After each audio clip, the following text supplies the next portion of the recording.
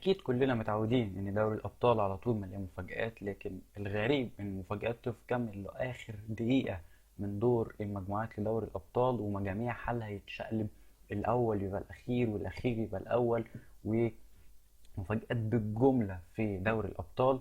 واليوروبا ليج اللي بقت منافسة تقريبا زي الشامبيونز ليج، بقت الفرق اللي هنا زي الفرق اللي هنا. بنشوف فرق قوية كتير قوي بتروح تلعب في اليوروبا ليج، وفرق اوريدي كانت موجودة في اليوروبا ليج. وعلى الناحية التانية الدوري بتاعنا الدوري المصري اللي مليان كوارث تحكيمية، والهدف اللي بيشغل لصالح كريم فؤاد هو هدف صريح والتسلل خاطئ. وعلى الناحية التانية الزمالك اللي بيتعادل قدام إمبي، وبرضه كان في بعض الكلام وبعض المناقشات وتصريحات فيريرا الغريبة اللي بيقولها مؤخرا. ففي حلقة النهاردة هنتكلم عن مفاجآت الشامبيونز ليج والأوروبا ليج والتوقعات، والدوري المصري وكوارثه كالعادة ككل سنة. فقبل ما نبتدي ما تنساش تعمل لايك وسبسكرايب. فيلا بينا.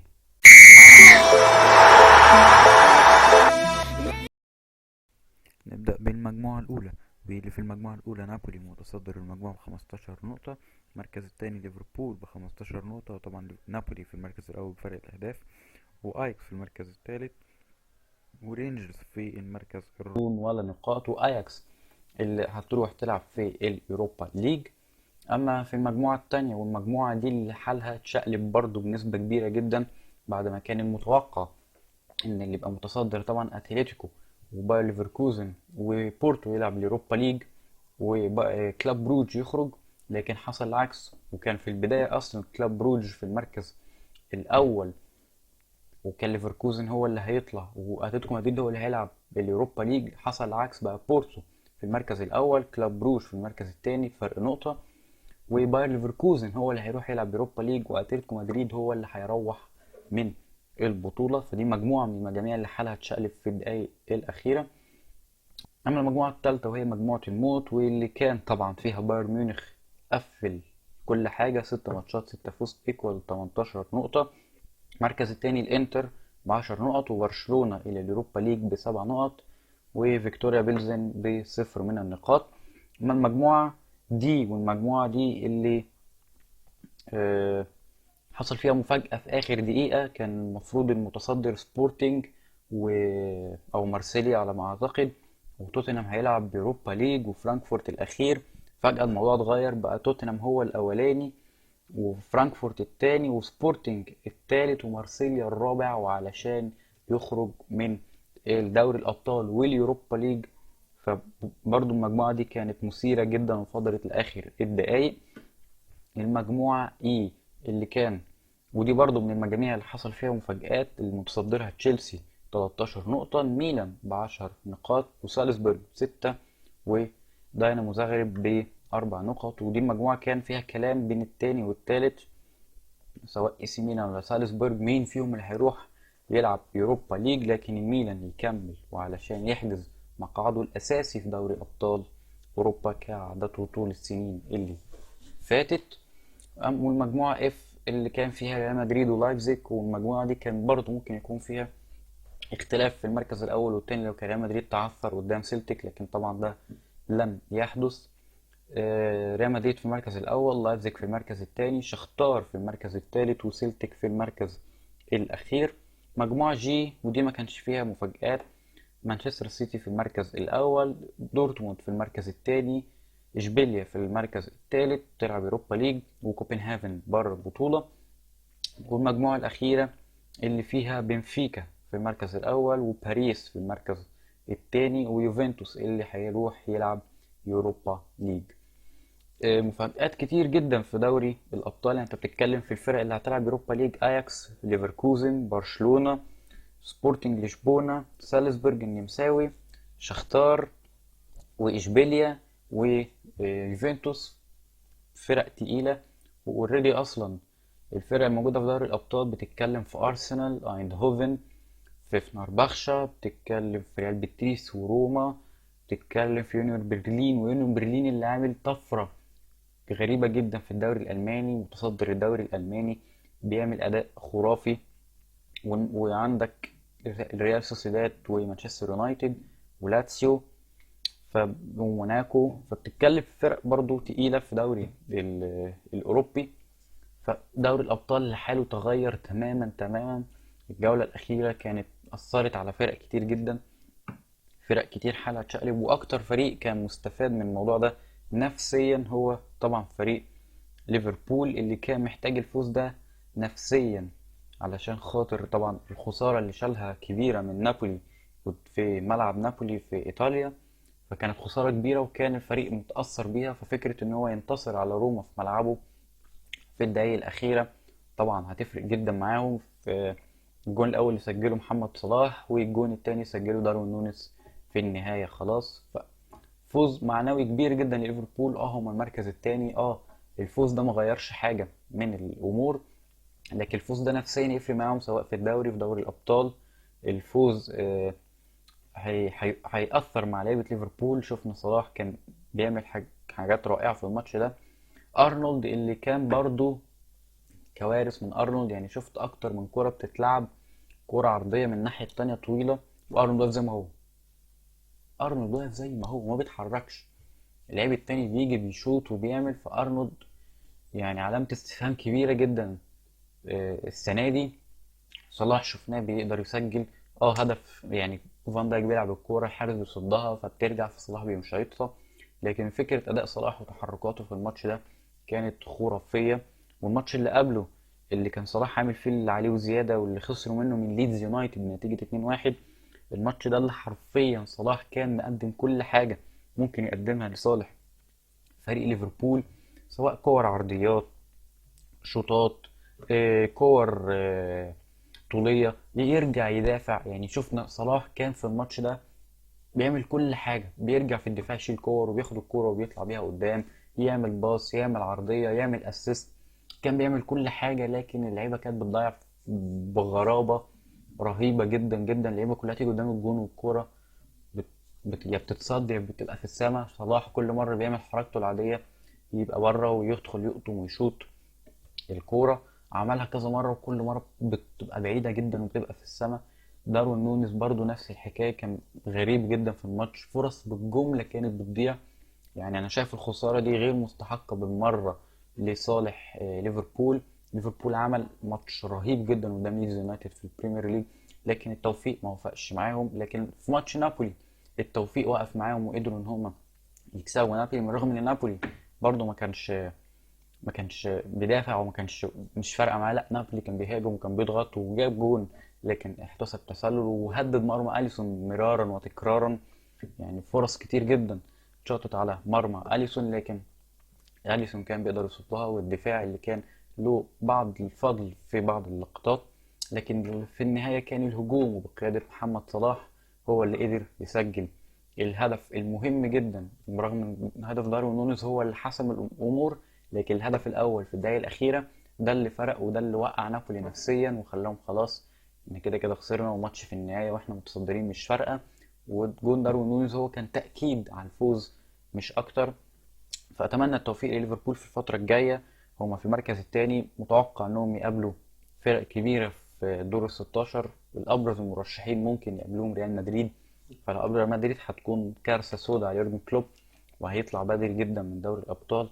طبعا كلنا شفنا التصريح السنه اللي فاتت لما قال بعد ما خسر النهائي هي البطوله الجايه امتى، كله قال في اسطنبول، او خلاص احنا حجزنا التذاكر. فما اعتقدش ان التذاكر، يعني ما اعتقدش ان كلوب هيلحق ويوصل للفاينل. اكيد اتمنى يوصل للفاينل ياخد البطوله عشان خاطر طبعا محمد صلاح، لكن فنيا صعب ليفربول يكمل ويوصل للفاينل زي السنه اللي فاتت. وبرشلونه اللي فاز على فيكتوريا بيلزن 4-2، انا استغربت. يعني فجاه النتيجه كانت 2-0، قلت عادي بقى الدنيا هتكمل. بعد كده 2-1، بعد كده 3-2، فالموضوع اللي هو ايه ده. ف برشلونة قصتها قصة. وشفت خبر ان الجهاز الفني بتاع تشافي جايب اخوه وجايب صاحبه وجايب حد، وجايب حد كمان في السد القطري، وجايب مش عارف ايه، جايب ناس ما عندهاش اي خبرة بالمرة. ومن الاخر كده جايب صحابه معاه. يعني الناس متضايقة ان هو بيلعب بيكيه وبوسكيتس، جايب اخوه معاه في الجهاز الفني. جايب في ناس كتير مش متذكر حاجة، لكن الناس اللي انا فاكره جايب واحد اخوه، واحد كان صاحبه جدا معاه وهو صغير. فتشافي مشيها بمزاجه.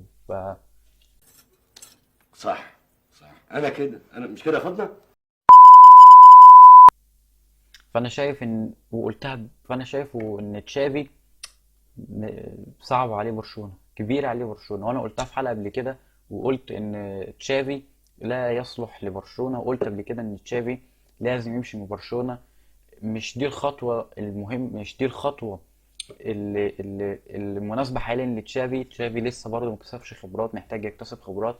الفريق في موقف صعب جدا، محتاج ياخد اي بطولة، محتاج يجيب فلوس بأي شكل من الأشكال. فانا قلت قبل كده في حلقه، قلت تشافي مش جدير بالمهمه. وبعدها على طول سبحان الله، بعد ما الحلقه ما نزلت جه البيان بتاع لابورتا ان هو بيدعم تشافي، والدنيا مكمله. وطبعا كله قال لي تشافي مش هيمشي، تشافي ده احسن واحد مش عارف ايه، والبيان نزل تاكيدا على اللي بيتقال. وطلع في الاخر ان دلوقتي الناس كلها بتتكلم ان تشافي لازم يمشي، او تشافي غير جدير بالمهمه. والكلام ده انا كنت قلته مش فاكر من قد ايه، بس حلقه كانت من فتره. ف انا شايف ان تشافي غير جدير. الفكره بقى في الفكره بقى مين المدرب البديل؟ في اقتراحات كتير.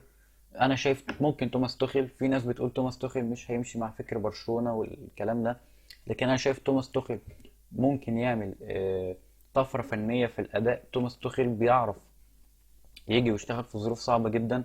فانا شايف ان توماس توخيل ممكن يجي حتى لو فتره مؤقته، ما يبقاش هو المدرب بتاع الاساسك، المدرب الاساسي بتاعك. ممكن يجي بس يكمل معاك لنهايه الموسم، وممكن بعد كده تمشيه وتجيب حد مكانه، او ممكن تخليه. بس انا شايف ان توماس توخيل هيفرق في برشلونه في الفتره الصعبه والظروف الصعبه دي، وممكن كمان يكسبهم اليوروبا ليج. لان طول ما تشافي موجود ما اعتقدش ان برشلونه هيبقى ليه افضليه انها تكسب اليوروبا ليج، وخصوصا مع وجود فرق تقيله في اليوروبا ليج. تتكلم في ارسنال، مانشستر يونايتد، يوفنتوس، اياكس، في فرق كتير وقويه جدا تلعب في اليوروبا ليج. فما اعتقدش ان في ظل وجود تشافي بالفكر ده انه ممكن يوصل انه ياخد لقب اليوروبا ليج. فهنشوف هيحصل ايه في الفتره اللي جايه.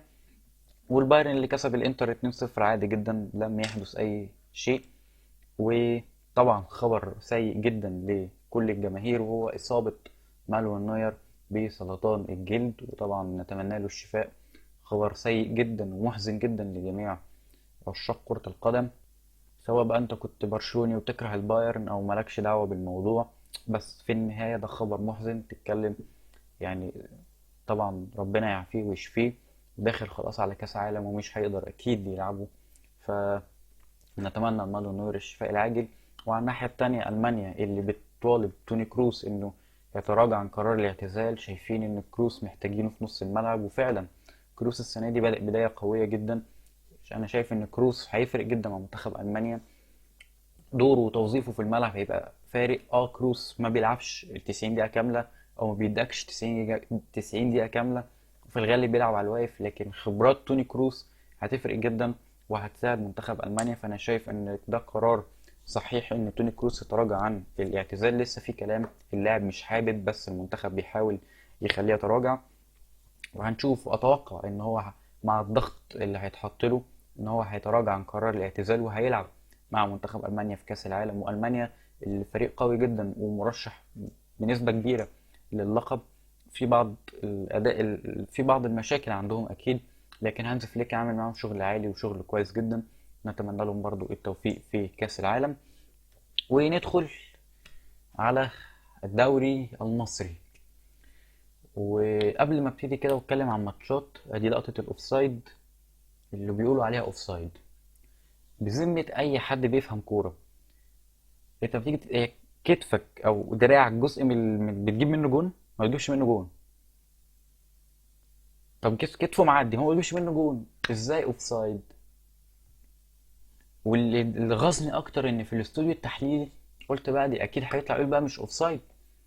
طلع وقال لك دي اوفسايد اصل كتفه معدي. واللي كان في الاستوديو تقريبا كان احمد شوبير، قال لك اه صح. امال حضرتك فاكر ايه يعني؟ انا اللي اعرفه ان الاوفسايد بيتحسب على الاجزاء اللي في جسمك بتجيب منها اجوان، اللي هي دماغك ورجلك. كتفك ده اول مره اشوفها، والله كتفك ده اول مره اشوفها. ودماغه حتى انا قعدت اركز، مش مقتنع، يمكن اقول دماغه حته من شعره عامله كده، مفيش. ده هي دماغه على الخط بالظبط ومش اوفسايد، وكتفه ده هي كوع او حته من كوعه اللي معديه، وما بيجيش يعني في حد يجيب جون بكوعه؟ ف يعني كارثه تحكيميه او فضيحه تحكيميه. يعني حرمته اللاعب من هاتريك. وشفت حتى بوست تأليس على الكلام ده، بيقول لك الدليل الوحيد ان الجون ده ما اتحسبش ان في الملعب ما فيش غير كرة واحدة وخايفين يدوها لكريم فؤاد. فيعني عبث تحكيمي في الدوري المصري. يعني اللاعب كان مأدي أداء عالي وكان يستحق الهاتريك، وجون مش اوفسايد نهائي، والجون كان حلو ذات نفسه. يعني قرارات تحكيمية عجيبة في الدوري المصري، واحنا يعني لسه بنقول يا هادي. يا ريت تبقى القرارات دي بعدين في الاخر، ما تبقاش دلوقتي، احنا لسه بنبتدي. ونتكلم فنيا بقى على اداء النادي الاهلي. الاداء النادي الاهلي اللي كان يعني في اول 6 دقايق خطف الجونين، وكان مأدي بخطورة عالية، ودفاع الداخلية اللي ما كانش تقريبا موجود، ومرتدات وكور رهيبة الاهلي كان بيروح عليها. الاهلي ضيع فرص بالجملة، فرص وكور غريبة بتضيع. كريم فؤاد كورة في العارضة، كورة مش فاكر من مين شاطها في السماء، كورة من حسام حسن في السماء. فالاهلي ضيع فرص كتير جدا. اه جاب 4 تجوان والجون اوفسايد، ان هو مش اوفسايد، مش مقتنع ان هو اوفسايد خالص. يعني انا لو مكان كريم فؤاد هحسبه كده في السجل، اقول لهم احسبوا ده جون. يعني انا كده مثلا هطلع من الماتش اقول لهم انا جايب 3 تجوان مش جايب جونين، يعني ده مش اوفسايد نهائي. فالاهلي كان يعني اكيد كان لازم يكسب المباراة. بس الفكرة في الاداء الفني قدام الداخلية، لكن تطورات المباراة عن بتاعت الزمالك كان اداء كويس جدا من الاهلي. الجمل اللي لسه متدربين عليها بيعملوها. الفكرة برضو في الفينش، ودي اللي قلتها في مباراة الزمالك على ما اعتقد، مباراة السوبر، ان الاهلي محتاج يظبط الفينش. برضو جبت 4 تجوان او 5 تجوان، بس برضو في كور كتير بتضيع، في كور كتير ممكن تبقى جوان بس انت برضو بتضيعها. فمحتاجين يشتغلوا على الموضوع ده كتير جدا. وندخل على الزمالك. والزمالك اللي يتعادل مع انبي بنتيجة 1-1. وبصراحة الزمالك كان في الشوط الأول خطير جدا جدا جدا. تقريبا كان انبي مش موجود في الشوط الأول، لكن الشوط التاني حصل العكس تماما. الزمالك كان غريب جدا، بيضيع، مفيش ربط بين اللاعبين، كور غريبة بتضيع، عرضيات بتتعمل لعيبة ما بتقدرش تقراها. حتى في الشوط الأول كان برضو الموضوع ده باين، بس ما كانش باين قوي زي الشوط التاني. الشوط التاني واضح قوي، كانت تحس اللعيبة دي كانت أول مرة تلعب مع بعض.